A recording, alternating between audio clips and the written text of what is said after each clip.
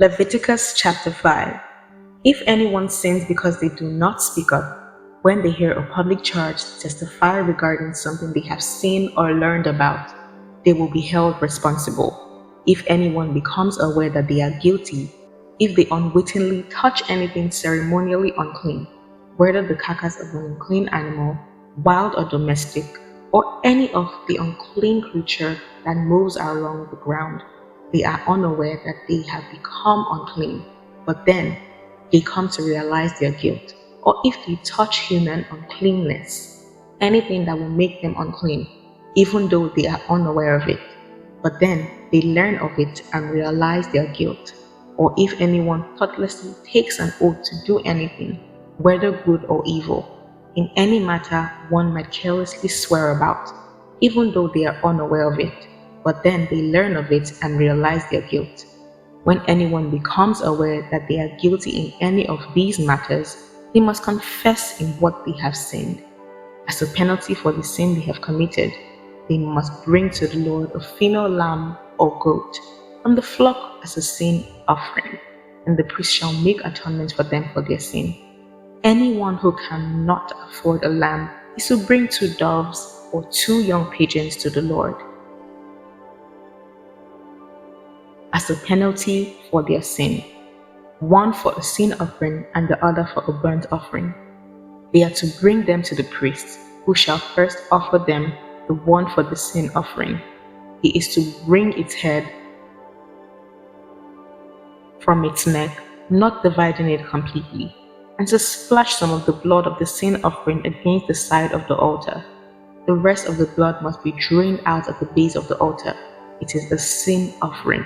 The priest shall then offer the second bird as a burnt offering in the prescribed way and make atonement for them for the sin they have committed, and they will be forgiven.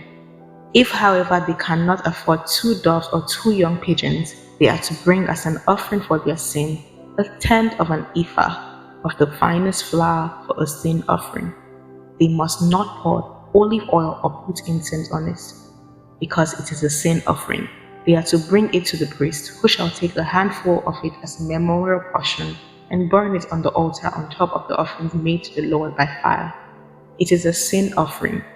In this way, the priest will make atonement for them, for any of the sins they have committed, and they will be forgiven. The rest of the offering will belong to the priests, like the grain offering.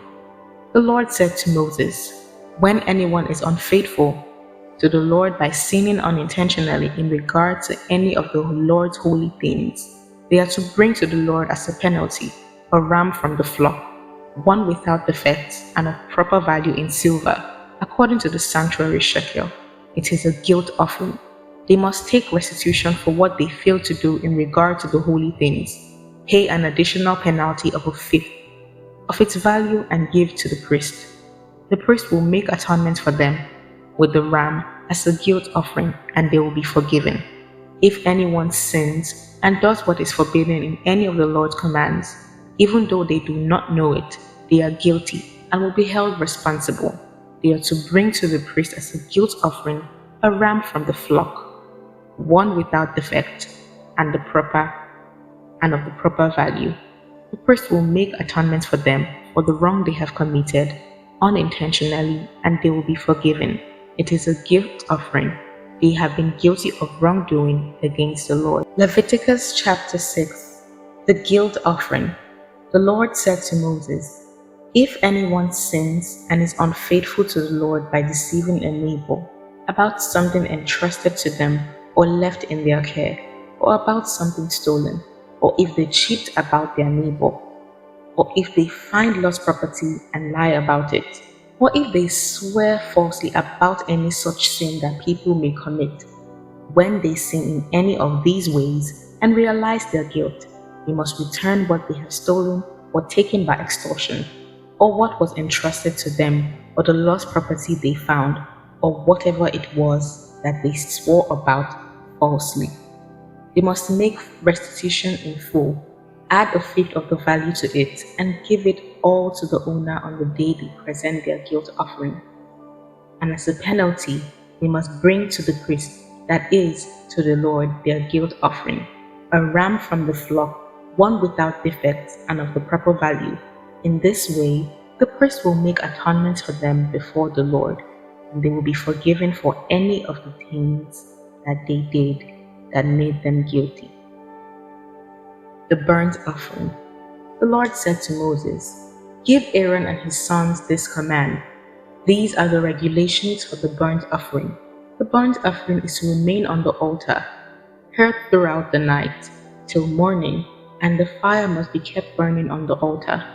The priest shall then put on his linen clothes, with linen undergarments next to his body, and shall remove the ashes of the burnt offering that the fire has consumed on the altar, and place them beside the altar. Then he is to take off these clothes and put on others, and carry the ashes outside the camp to a place that is ceremonially clean. The fire on the altar must be kept burning, it must not go out. Every morning the priest is to add firewood and arrange the burnt offering on the fire, and burn the fat of the fellowship offerings on it. The fire must be kept burning on the altar continuously, it must not go out. The grain offering. These are the regulations for the grain offering. Aaron's sons are to bring it before the Lord in front of the altar. The priest is to take a handful of the finest flour and some olive oil, together with all the incense on the grain offering, and burn the memorial portion on the altar as an aroma pleasing to the Lord. Aaron and his sons shall eat the rest of it, but it is to be eaten without yeast in the sanctuary area. They are to eat it in the courtyard of the tent of meeting. It must not be baked with yeast. I have given it as their share of the food offerings presented to me. Like the sin offering and the guilt offering, it is most holy. Any male descendant of Aaron may eat it. For all generations to come, it is his perpetual share of the food offerings presented to the Lord. Whatever touches them will become holy. The sin offering. The Lord also said to Moses, "This is the offering Aaron and his sons are to bring to the Lord on the day he is anointed: a tenth of an ephah of the finest flour as a regular grain offering, half of it in the morning and half in the evening. It must be prepared with oil on the griddle. Bring it well mixed and present the grain offering broken in pieces as an aroma pleasing to the Lord. The son who is to succeed him as anointed priest shall prepare it. It is the Lord's perpetual share and is to be burned completely. Every grain offering of a priest shall be burned completely. It must not be eaten." The priestly ordination offering. The Lord said to Moses, "Say to Aaron and his sons, these are the regulations for the sin offering. The sin offering is to be slaughtered before the Lord in the place of the burnt offering. It is most holy. The priest who offers it shall eat it. It is to be eaten in the sanctuary area and the courtyard of the tent of meeting. Whatever touches any of the flesh will become holy, and if any of the blood is spattered on the garment, you must wash it in the sanctuary area. The clay pots the meat is cooked must be broken, but if it is cooked in a bronze pot, the pot is to be scoured and rinsed with water. Any male in a priest family may eat it. It is most holy. But any sin offering whose blood is brought into the tent of meeting to make atonement in the holy place must not be eaten. It must be burned up. Aaron and his sons are to eat the meat of the ram and the bread that is in the basket at the entrance to the tent of meeting. They are to eat these offerings by which atonement was made for their ordination and consecration, but no one else may eat them, because they are sacred. And if any of the meat of the ordination ram or any bread is left over till morning, it must be burned up." Leviticus chapter 7. These are the regulations for the guilt offering, which is most holy. The guilt offering is to be slaughtered in the place where the burnt offering is slaughtered, and its blood is to be splashed against the sides of the altar. All its fat shall be offered, the fat tail and the fat that covers the internal organs, both kidneys and the fat on them near the loins, and the long lobe of the liver. which is to be removed from the kidneys. The priest shall burn them on the altar as a food offering presented to the Lord. It is a guilt offering. Any male in a priest's family may eat it, but it must not be eaten in the sanctuary area. It is most holy. The same law applies to both the sin offering and the guilt offering. They belong to the priest who makes atonement with them. The priest who burns a burnt offering for anyone may keep its hide for itself. Every grain offering baked in an oven or cooked in a pan or on a griddle belongs to the priest who offers it. And every grain offering, whether mixed with olive oil or dry, belongs equally to all the sons of Aaron. These are the regulations for the fellowship offering anyone may present to the Lord. If they offer it as an expression of thankfulness, then along with this thank offering, they are to offer thick loaves made without yeast and with olive oil mixed in, thin loaves made without yeast and brushed with oil, and thick loaves of the finest flour, well kneaded and with oil mixed in. Along with their fellowship offering of thanksgiving, they are to present an offering with thick loaves of bread made with yeast. They are to bring one of each kind as an offering, a contribution to the Lord. It belongs to the priest who splashes the blood of the fellowship offering against the altar. The meat of their fellowship offering of thanksgiving must be eaten on the day it is offered. They must leave none of it till morning. If, however, their offering is the result of a vow or is a free will offering, the sacrifice shall be eaten on the day they offer it, but anything left over may be eaten on the next day. Any meat of the sacrifice left over to the third day must be burned up. If any meat of the fellowship offering is eaten on the third day, the one who offered it will not be accepted. It will not be credited to them, for it has become impure. The person who eats any of it will be held responsible. Meat that touches anything ceremonially unclean must not be eaten. It must be burned up. As for other meat, anyone ceremonially clean may eat it. But if anyone who is unclean eats any meat of the fellowship offering belonging to the Lord, he must be cut off from their people.